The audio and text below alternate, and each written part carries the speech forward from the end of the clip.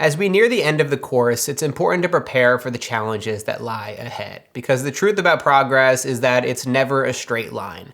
In our minds, we think about the successes of others as a straight upwards trajectory. We think ultra-endurance athletes and Olympians just continue to get better from the moment they get started. But when you really look at their stories, what you'll see is that even the greatest successes have many ups and downs along the way. There will be times when you fail miserably and you'll want to quit, and weeks where you feel like everything is going according to plan. You might be coming from a long string of failures yourself. You might have tried to build habits before with very little success, but you have to understand that your past does not define your future. You don't have to look far to see stories of people who have overcome hardships and persevered through hard times in the past. J.K. Rowling's first Harry Potter book was rejected by 12 major publishers, and she relied on welfare before she finally broke through.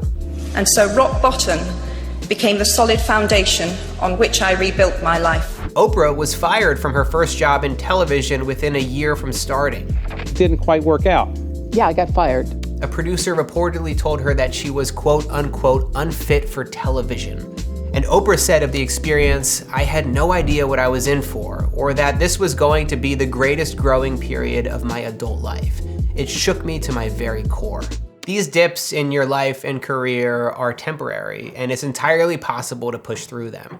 You just need to believe that you can. Trust me, I've been there before. Cardio is kicking my butt right now. Today's meditation was tough. There are some days when I'm just not in the mood. I'm facing some roadblocks with breath work. It's really difficult to do. Last night at 5 o'clock, I just got a horrible headache. One of the worst headaches I've had in a long time. It's just not worth it for me to sacrifice an entire night's sleep for an arbitrary experiment. The one thing I could use right now is a cup of coffee, but I can't.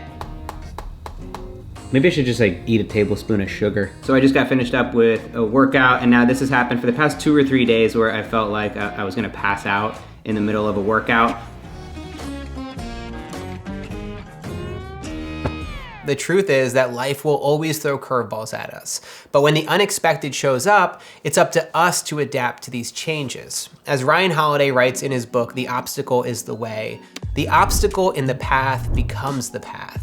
Never forget that within every obstacle is an opportunity to improve our condition. You have to face these roadblocks with humility, patience, and persistence, and measure your progress not in moments, but in months. One major misconception about progress is that every time we fall off the wagon, we get further away from our goals. But the opposite is true. Every time we get back on the wagon, we get one step closer to staying on the wagon for life.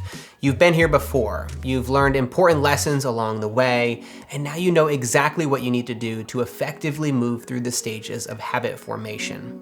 The Stages of Change is a helpful model for understanding the nature of progress and how to get back on track when you've fallen off the wagon. Change always follows 5 simple steps. We go from pre-contemplation to contemplation to preparation to action, and then finally to maintenance. During pre-contemplation, you haven't yet pinpointed the change you intend to make. Contemplation is when you start to build your intentions for change. Preparation is when you decide to start taking small steps towards your desired outcome. Action is when you've started to build momentum and close in on habit formation. And maintenance is when you've successfully formed a habit. You can see how if you've had experience moving through this model once or twice before, it gets easier to hop back on. If you're rebuilding an exercise routine after past successes, you can fly through the first few stages and get right to action.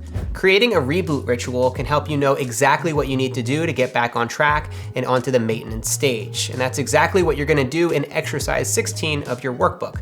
Take a good look at each stage and identify how you can work through each of them more seamlessly. And then come up with 5 go-to resources to help you when you fall off the wagon. And hey, you might even want to add this course to the list. All right, get to it.